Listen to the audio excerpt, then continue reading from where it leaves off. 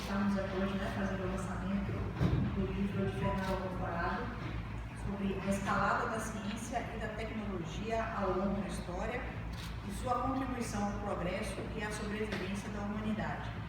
Eu acho que a gente aqui como escola politécnica, né, esse livro é fundamental para todo engenheiro, para todo mundo, né, que acredita na ciência, que sabe a importância dela para o progresso, para o desenvolvimento da humanidade. Né?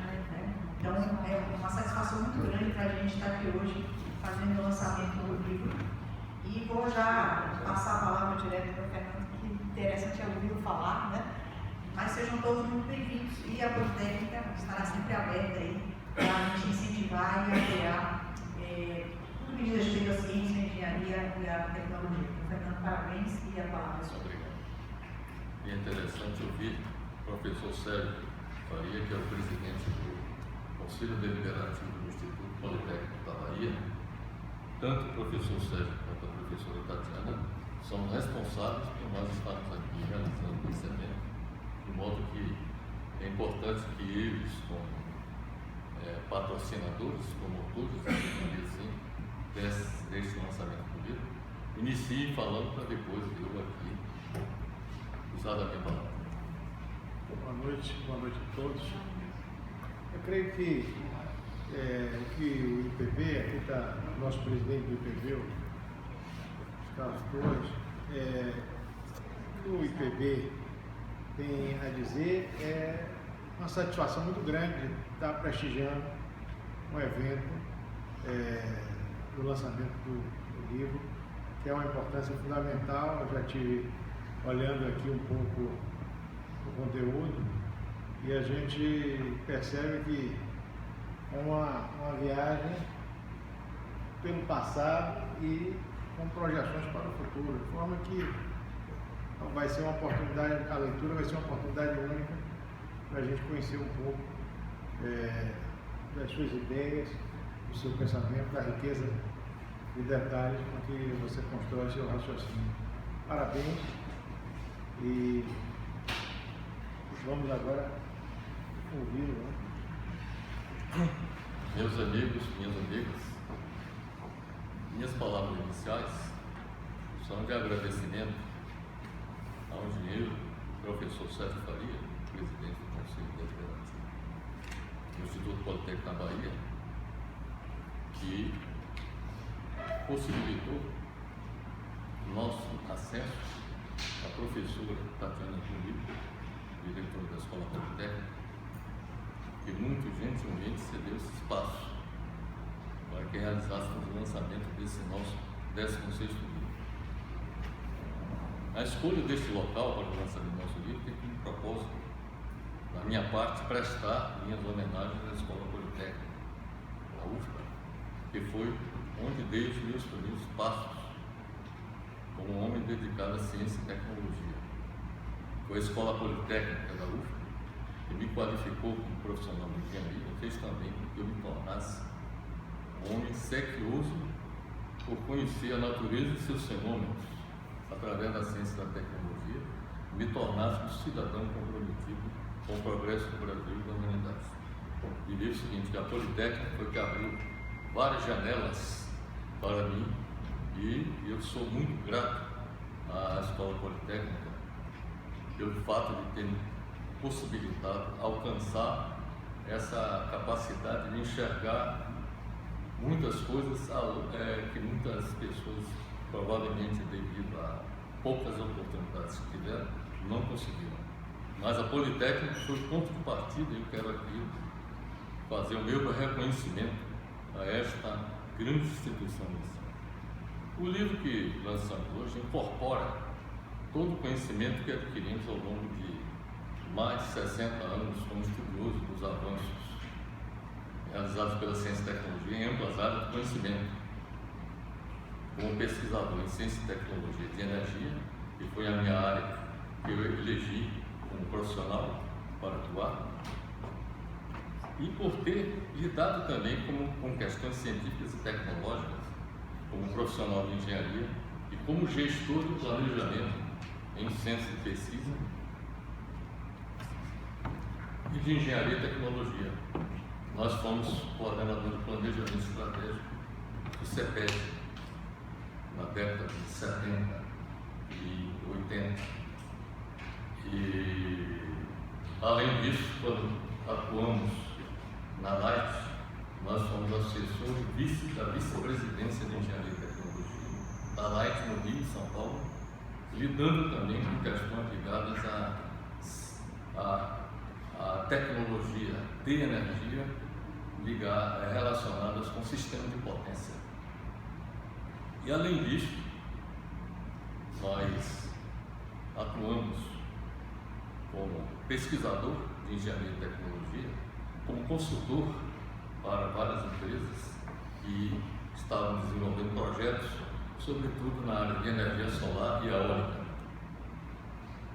Bem, a metodologia que utilizamos na elaboração desse livro consistiu basicamente em estruturar seus capítulos com uso de artigos, objeto de estudos e pesquisas por mim, realizados e publicados em diversos websites e revistas especializadas, tanto no Brasil quanto no exterior.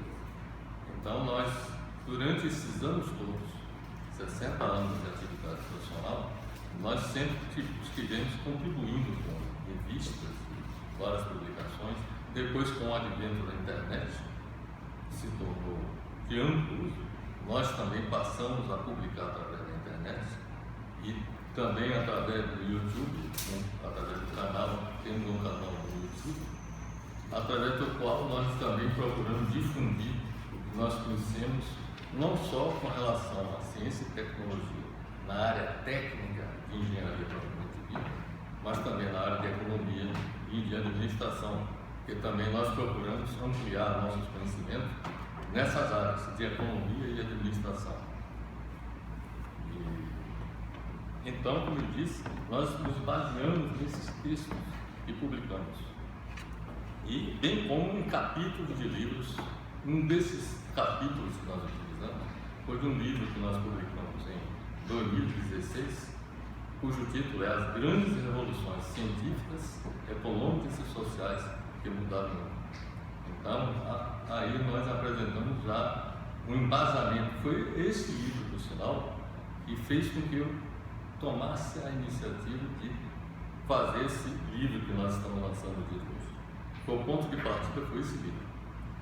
Nós entendemos que nós deveríamos produzir um livro que fosse de fácil leitura, que fosse o mais abrangente possível, a fim de que as pessoas pudessem ter acesso ao conhecimento não só das questões ligadas à ciência e tecnologia, estrito senso ligado à física, à química, à biologia, etc., mas também à área de ciências sociais, econômicas e sociais. Nós também procuramos adentrar também nesse terreno das ciências sociais, não apenas na ciência da natureza, mas também em ciências sociais. O livro que lançamos hoje tem como objetivo apresentar a escalada da ciência e da tecnologia ao longo da história. Então, nós procuramos apresentar o que a humanidade fez desde a caverna até a era contemporânea. E, além disso, prospectamos o que vai acontecer no futuro.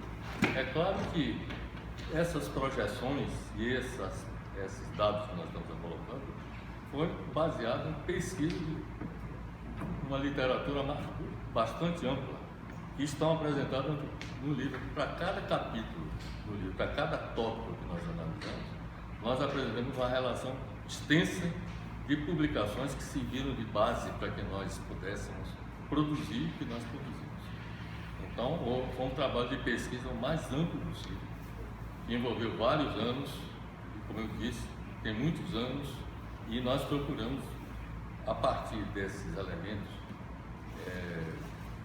apresentar a escalada da ciência e tecnologia e, além disso, sua contribuição ao progresso econômico e social. Nós procuramos mostrar o impacto que a ciência e a tecnologia produziu sobre a economia e sobre as sociedades e também a importância que a ciência e a tecnologia propiciaram à sobrevivência da espécie humana. Então, nós analisamos também a contribuição da ciência e tecnologia à medicina, nós também mostramos a contribuição da ciência e tecnologia também no campo da psicologia. Também procuramos analisar questões ligadas à neurociência, à biotecnologia, essas questões todas que são importantes para todos nós em termos de sobrevivência humana. E além disso, além da escalada da ciência e da tecnologia ao longo da história, sua contribuição ao progresso econômico e social e à sobrevivência da espécie humana, não apenas nas ameaças internas existentes no planeta Terra. Porque quando eu falo em ameaças internas, dizem respeito às ameaças provocadas pelo próprio ser humano, pelos próprios homens. Por exemplo, a realização, a propagação de guerras. A propagação de guerras pode levar a um hecatombe nuclear, que pode acabar com a vida no planeta.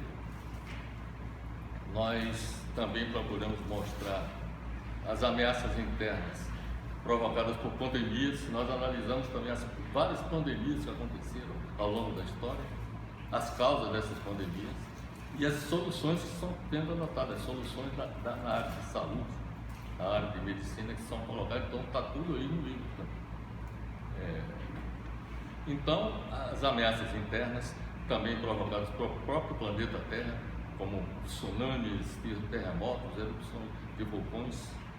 Tudo isso nós pesquisamos e procuramos saber onde é que isso se faz da forma mais avançada possível, quais são os países e quais são os centros de ciência e tecnologia que desenvolvem, mais desenvolvidos, que apontam soluções para tudo isso.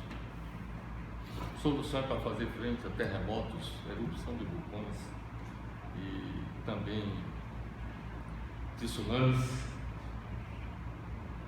E mais um ponto também que eu abordei até no meu último livro, que não foi lançado publicamente. O título do livro é A Humanidade Ameaçada, as Estratégias para a Sua Sobrevivência. Nós analisamos as ameaças que podem vir do espaço, como por exemplo asteroides, cometas, raios cósmicos, desestabilização do sistema solar, uma ameaça que existe, isso estudada por cientistas, é que o planeta Mercúrio, ao se aproximar do planeta Júpiter, pode sair da sua órbita e se chocar com a Terra. Essa hipótese também foi estudada, está sendo estudada por cientistas. A morte do Sol, o fim do universo. Para cada uma dessas questões, nós pesquisamos a literatura em fornecer resposta para tudo isso. E isso nós procuramos colocar no livro.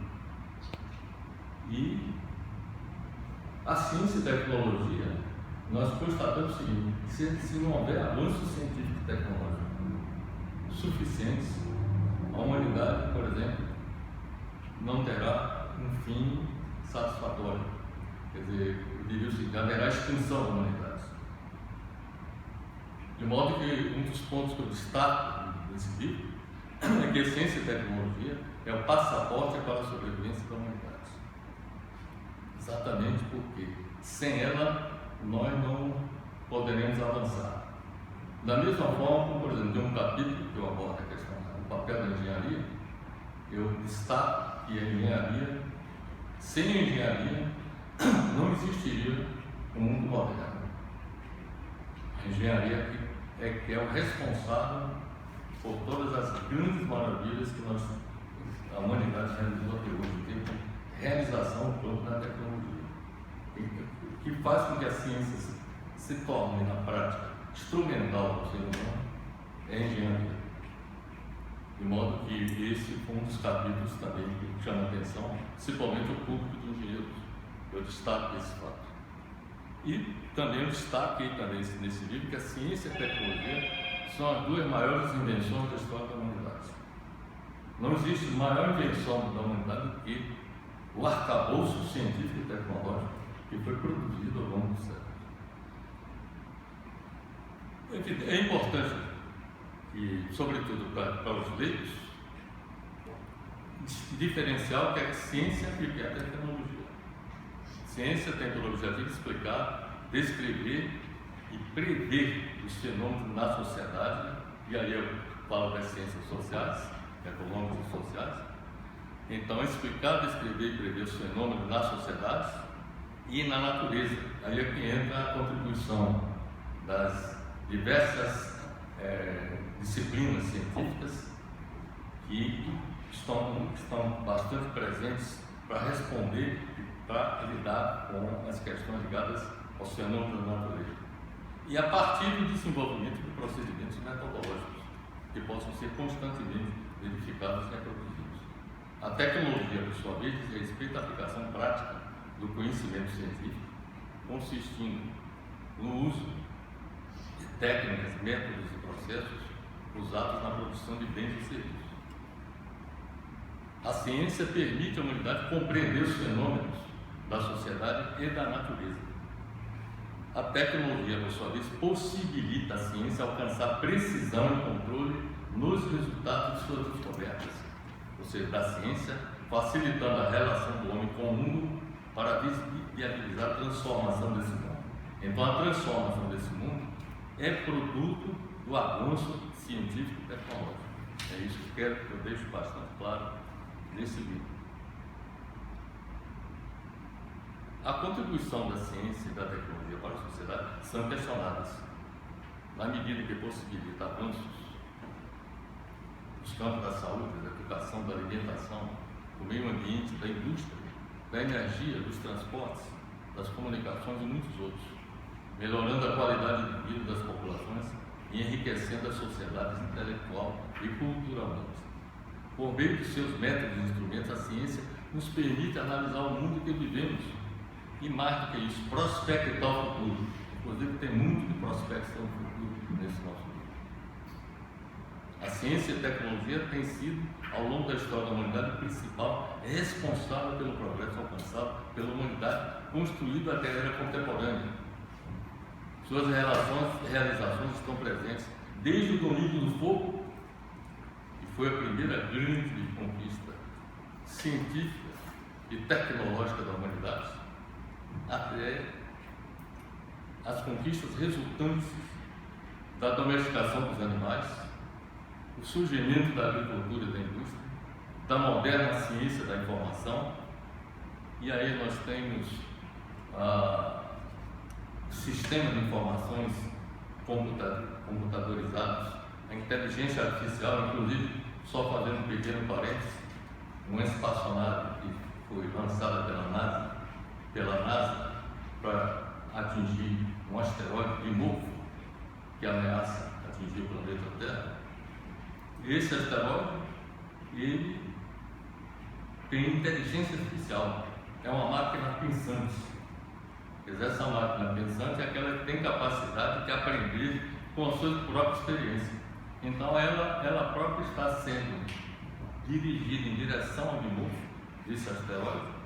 Não é controlada da Terra, não, é esse próprio equipamento desenvolvido pelo ser humano que vai em direção a esse asteroide para desviá-lo, para impactar sobre esse asteroide e desviá-lo de sua trajetória para não atingir a Terra. Então, como eu estava dizendo, a ciência e a tecnologia tem sido, ao longo da história da humanidade, o principal responsável pelo progresso alcançado pela humanidade construída até a era contemporânea. Suas realizações estão presentes desde o domínio do fogo, como falei, até as conquistas resultantes da domesticação dos animais, o surgimento da agricultura e da indústria, da moderna ciência da informação e a conquista do espaço. Inclusive, sobre a conquista do espaço, há projetos, por exemplo, da Lua se tornar uma plataforma futura de lançamento de espaçonaves para conquista de voos mais altos pela humanidade. Porque, por exemplo, para você lançar uma espaçonave na Terra, o gasto de energia é gigantesco. Se você construir, por exemplo, uma estação espacial na Lua, você vai ter condições de lançar foguetes com menor gasto de energia no seu lançamento, porque lá a força de gravidade na Lua é 1/6 da Terra. Além disso, não há atmosfera, porque a atmosfera tem um papel de refrear o lançamento dos foguetes. Então, o que eu quero dizer é o seguinte, é que a Lua faz parte de um projeto mais amplo de conquista futura do espaço pelo ser humano. Sem se falar do projeto de colonização de Marte, que se trata também de um projeto que tem também como propósito a sobrevivência da humanidade. Porque a partir do momento em que o nosso planeta possa enfrentar problemas até para a existência da espécie humana aqui no nosso planeta, nós temos que pensar em locais alternativos que possam ser habitados pelos seres humanos. E isso já está sendo pensado, não por vários cientistas, inclusive pela própria NASA, pela Agência Espacial Europeia e também pela China. E a Agência Espacial Chinesa também tem projetos nesse sentido. De modo que o que nós queremos destacar aqui é a importância da ciência e tecnologia para que isso tudo possa ser realizado, a conquista do espaço, que contribuíram, que a ciência e a tecnologia contribuíram para espetacular melhor da qualidade de vida da humanidade no último século. Quando a gente imagina que as pessoas só viviam 30 anos de idade, até 30 anos, no início do século XX, e hoje as pessoas estão conseguindo viver até mais de 100 anos, quer dizer, isso é produto de quem? É resultado de quê? Da ação da ciência e da tecnologia. Não é só da medicina. Geralmente as pessoas imaginam que a longevidade só resulta do papel da medicina, mas resultam, por exemplo, do saneamento básico, da ação da engenharia, por exemplo, saneamento básico. Outro, as facilidades que hoje o ser humano tem, as facilidades de vida, por exemplo, se deslocar de um lugar para outro em aeronaves, a jatos, isso contribui para a melhoria da qualidade de vida das pessoas. E as comunicações, hoje você tem condições de se comunicar com qualquer pessoa, em qualquer parte do mundo e até no espaço. Bem, o que eu quero deixar bem claro é o seguinte: nesse livro nosso, nós temos 10 capítulos. O capítulo 1 é a apresentação, o capítulo 10 são as conclusões.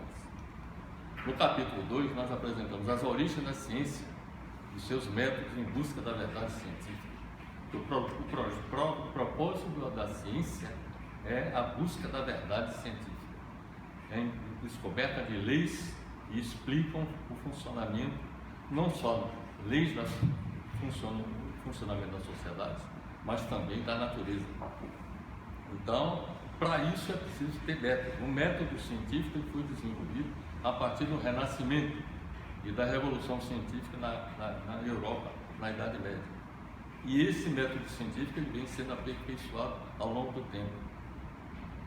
Então, a ciência moderna, que surgiu com Galileu Galilei, que é o pai da ciência moderna, ele foi quem primeiro formulou o primeiro método científico. E esse método científico é que dá autoridade à ciência de afirmar se uma lei é falsa ou verdadeira. No capítulo 3, nós apresentamos a ciência e o avanço do conhecimento da humanidade em várias áreas, como em sistemas de educação, em psicologia.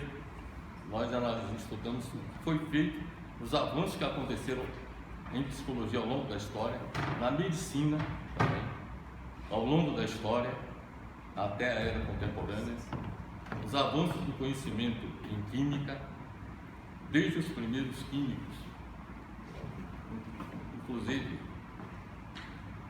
a medicina e a química estão muito relacionadas, e nós todos sabemos que a medicina começou com a alquimia,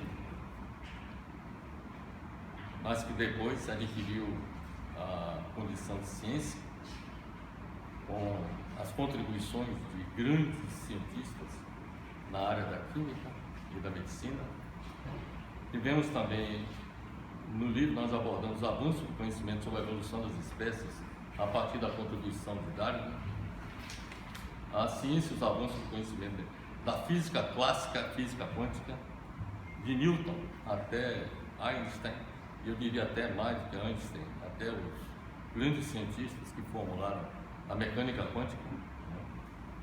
A ciência e o desenvolvimento da teoria do caos, que é a teoria da complexidade, que é uma teoria moderna, quer dizer, da segunda metade do século XX, para explicar fenômenos como, por exemplo, fenômenos meteorológicos, o clima, a questão do clima, é tratada com a teoria da complexidade, a ciência, os avanços do conhecimento e energia, tudo isso é tratado nesse livro nos vários capítulos, tópicos. Apresentamos também os avanços do conhecimento em sistemas de informação. Nós começamos com a imprensa de Gutenberg até a internet 5G. Nós explicamos como ocorreu todo esse desenvolvimento e mais, nós mostramos quais foram os grandes personagens que levaram a todo esse avanço científico e tecnológico. Também os avanços do conhecimento e economia, nós mostramos, apresentamos como se evoluiu o pensamento econômico desde os primórdios até a era contemporânea, também no campo da sociologia. Analisamos também o antiparadigma, o anticientífico paradigma das ciências econômicas. Aqui fazemos uma crítica ao modelo da ciência econômica, que é um modelo baseado no sistema fechado. Quer dizer, não há uma interação entre economia e natureza. Eu defendo a necessidade de que natureza e economia sejam tratadas da mesma forma. Isso não acontece. Os modelos econômicos que são utilizados são modelos fechados, não conectam com os problemas relacionados com a natureza. Por exemplo, o PIB. Quando você calcula o PIB, você calcula o PIB não só para gastar com, por exemplo, as guerras, por exemplo, os gastos com armamentos, os gastos que se utilizam para combater a poluição, isso é colocado como aumento da riqueza, que é a tradução do PIB, que é aumento da riqueza, que é um absurdo. Porque, na realidade, o PIB você deveria excluir os custos da guerra, os custos para lidar com a poluição, quer dizer, tudo isso deveria ter um outro tratamento. Eu, então, achei importante tratar desse anticientífico paradigma das ciências econômicas que não conecta a economia com a natureza. A ciência do desenvolvimento sustentável. Esse é um ponto importantíssimo, porque a mudança climática que nós estamos vivenciando hoje em dia e a defesa do desenvolvimento sustentável, quem efetivamente formulou esse problema foram cientistas e os responsáveis pelos avanços tecnológicos que apresentaram as soluções para lidar com a questão da mudança climática. E isso tudo está tratado nesse nosso livro. Também apresentamos os avanços do conhecimento sobre o universo. Então nós analisamos como surgiu o primeiro pensamento sobre a formulação do universo até o pensamento mais moderno e vai até além da teoria da relatividade. E há concepções que enriquecem aquela contribuição de Einstein. E além de, como nesse capítulo 3, como último tópico, nós ressaltamos o papel da engenharia e sua contribuição ao progresso científico e tecnológico. E aqui é que eu ressaltei que não existiria mundo moderno sem engenharia. A engenharia é o grande protagonista desse processo. Agora, no capítulo 4, nós tratamos da inteligência artificial, e aqui nós mostramos os seus usos nos sistemas produtivos e os impactos sobre o mundo do trabalho.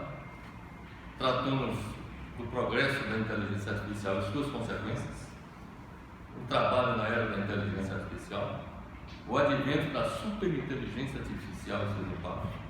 Quando eu falo em superinteligência artificial, eu falo da singularidade tecnológica, que é o seguinte, a invenção de máquinas pensantes, máquinas que pensam como nós seres humanos pensamos, que aprendem com sua própria experiência. Esse é a espaçonave que está indo em direção ao asteroide de Dimorfo, é uma máquina pensante. ela não precisa de ninguém da NASA aqui na Terra para dizer faça isso ou faça aquilo. Ela faz o que ela acha necessário, o que ela pensa também.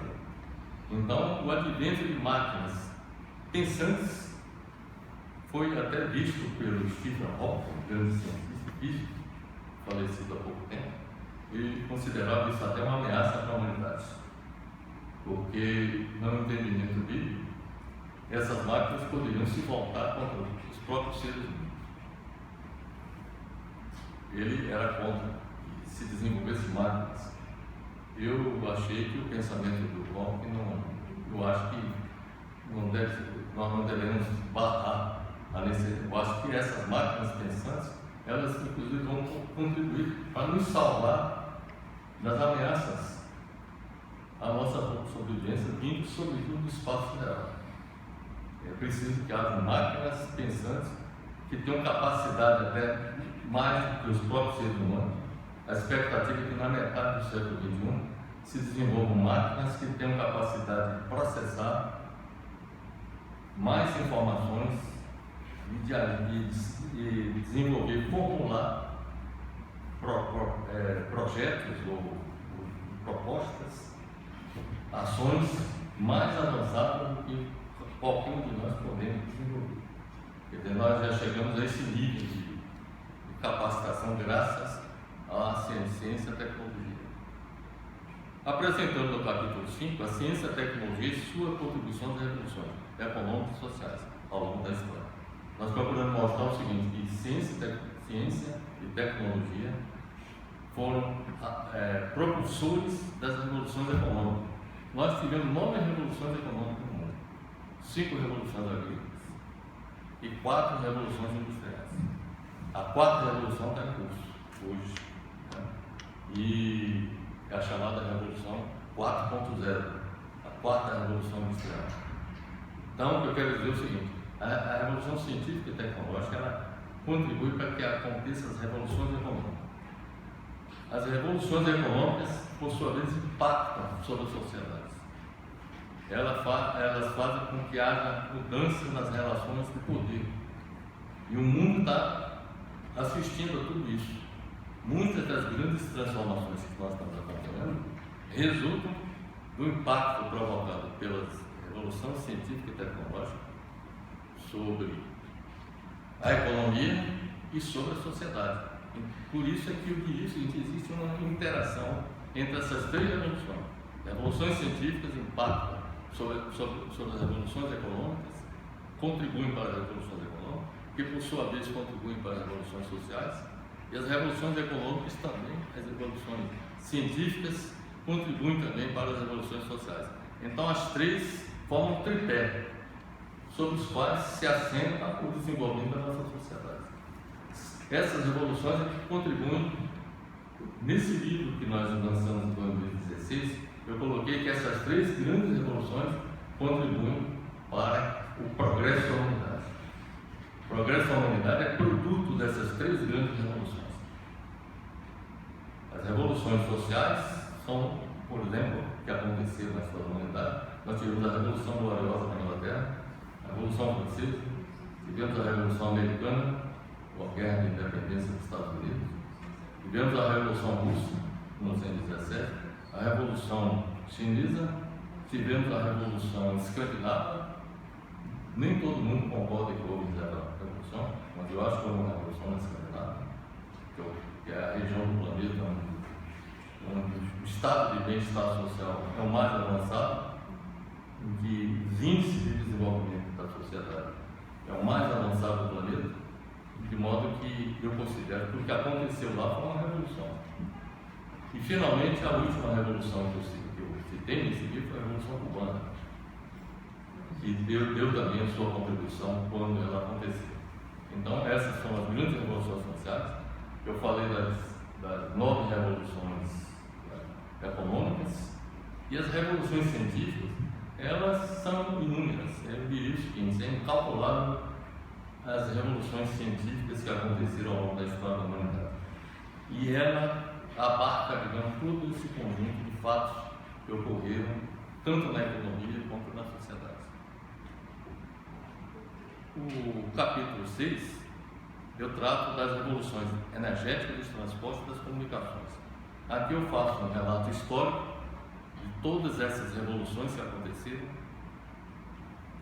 em cada uma dessas áreas, na área de energia, na área dos transportes, na área das comunicações, e também projetamos para o futuro o que deverá acontecer, tanto no transporte, na área de energia, como também na área do transporte terrestre, hidroviário, rodoviário e também do transporte aéreo e espacial.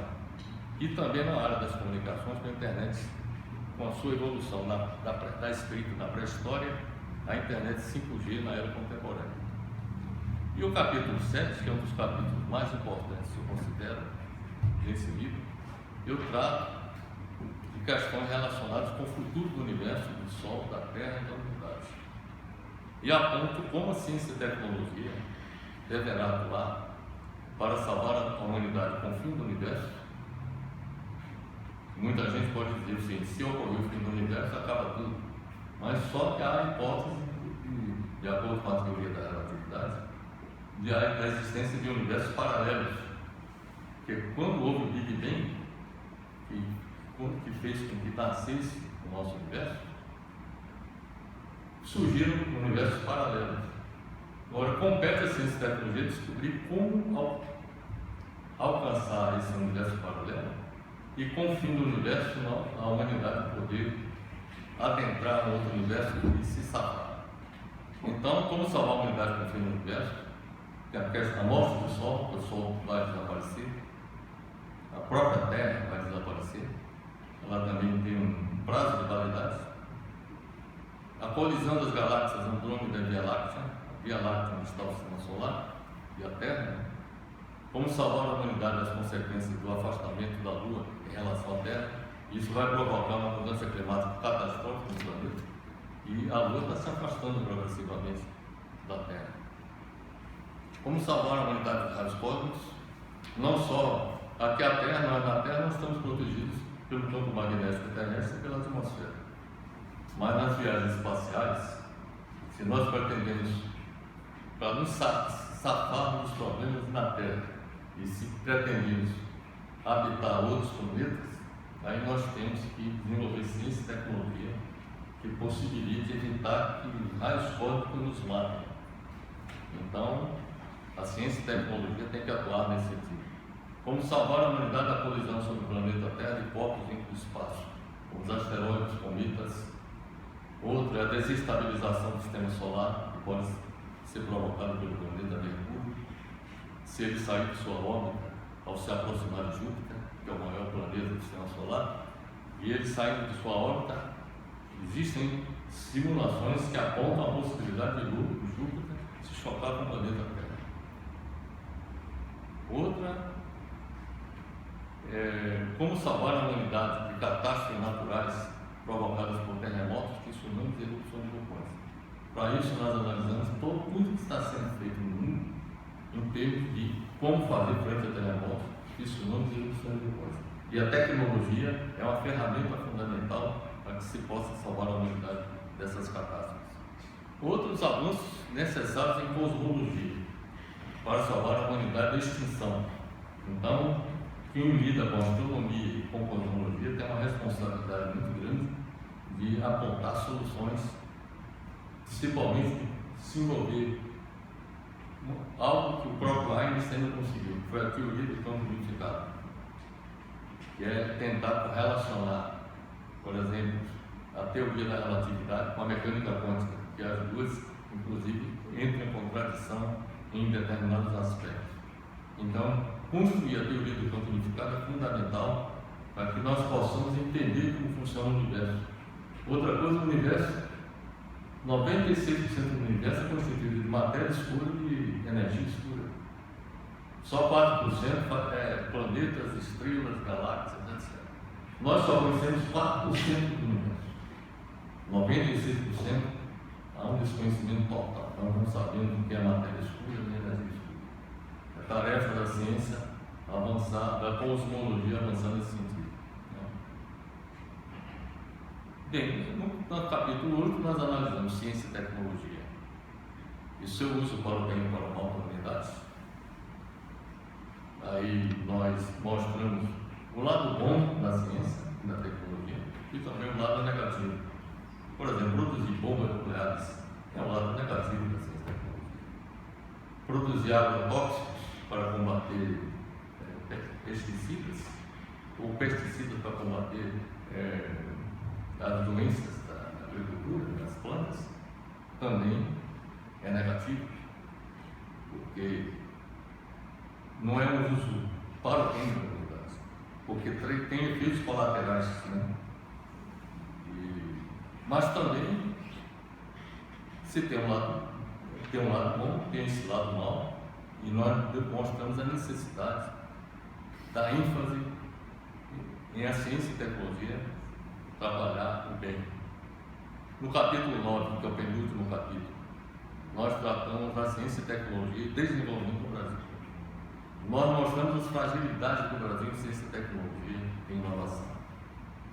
E mostramos que o Brasil, mostramos a necessidade e mostramos como fazer isso, para o Brasil deixar de ser um mero usuário de ciência e tecnologia, desenvolvido além de fronteiras, para ser protagonista e produtor de ciência e tecnologia. Então, para isso é preciso que todos nós tomemos consciência da necessidade de sairmos desse marasmo que o Brasil se encontra há muitos séculos. E esse marasmo começou quando o Brasil, os países da América Latina, foi o último país a implantar uma universidade. Isso é um dos fatores responsáveis pelo atraso do Brasil nesse campo da ciência e tecnologia. Se nós queremos desenvolver ciência e tecnologia, tem que haver investimentos maciços em educação, em ciência e tecnologia, universidades, pesquisadores prestigiados, valorizados, a fim de que a ciência e tecnologia no Brasil possa, ela também, ser contributiva no desenvolvimento científico e tecnológico mundial. Bem, para finalizar, eu quero dizer o seguinte: esse livro é um livro informativo e eu procurei elaborar esse livro de tal maneira que fosse de fácil leitura, que desse vida a um assunto geralmente considerado árido, impenetrável, é o da ciência e tecnologia. Geralmente, quando se fala em ciência e tecnologia, as pessoas acham que não, isso aí é o assunto dos cientistas, do pessoal ligado à universidade, e quando se trata de economia, o problema é do economista, quando se trata de questões sociais, o problema é do sociólogo. A minha tese, que todos nós devemos entender de tudo. Eu acho que um dos grandes males da humanidade, do ponto de vista da educação, é a especialização, é a ênfase na especialização. Nós devemos formar profissionais que tenham uma visão abrangente, sistêmica, que possa ter capacidade de interpretar não só aquela área específica de conhecimento que se dedicou, mas também de entender o contexto mais amplo em que ele vive.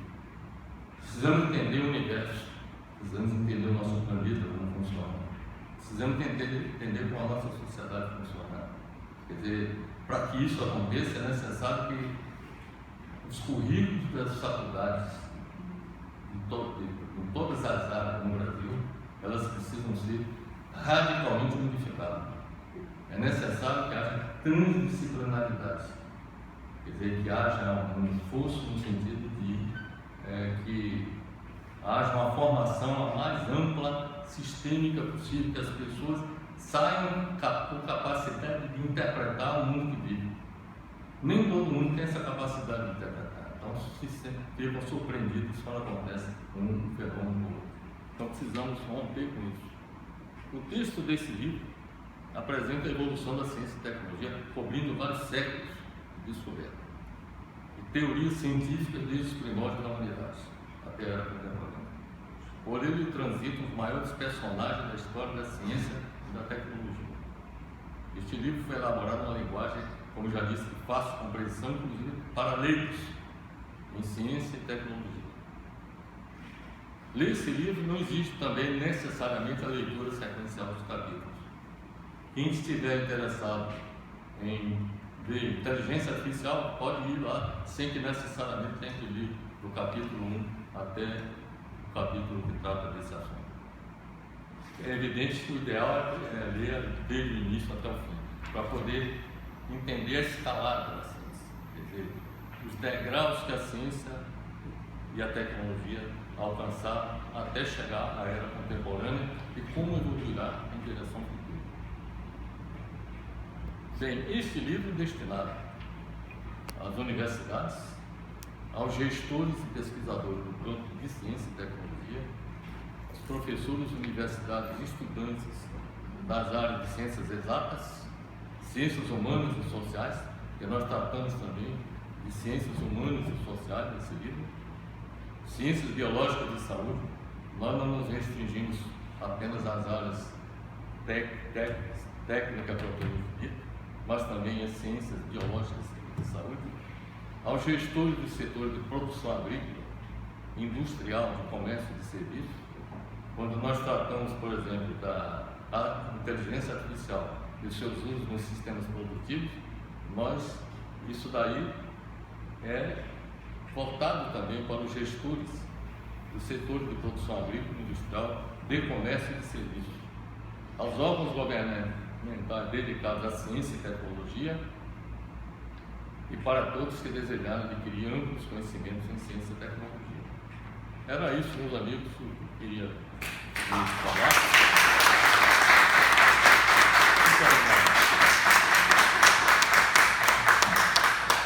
É isso que eu tinha a dizer para vocês. Essa é uma prática que eu adoto em todos os livros que nós lançamos. Sempre fizemos uma preleção para aqueles que compareceram, que tiveram a oportunidade de ouvir, para entender o propósito desse livro. Então, nosso propósito é realmente tratar de assunto mais abrangente possível, a fim de que preencha uma lacuna. Eu, por exemplo, procurei pesquisar se alguém produziu alguma literatura que tratasse desse assunto com essa abrangência. Geralmente os livros que eu conheço eles são muito específicos, voltados para uma determinada área. Eu procurei abrir 360 graus, vamos dizer assim, em termos de abrangência, em termos de área de conhecimento. É claro que é difícil a gente abranger tudo, mas eu fiz esse esforço. Quem sabe se no futuro, numa nova edição, eu incorpore mais elementos e enriqueça mais aquilo que está aqui. É isso que eu tinha a dizer, agradecer a presença de todos e vamos à sessão de autógrafos. Só um minuto aí, por favor. Não. Você me dá um minuto?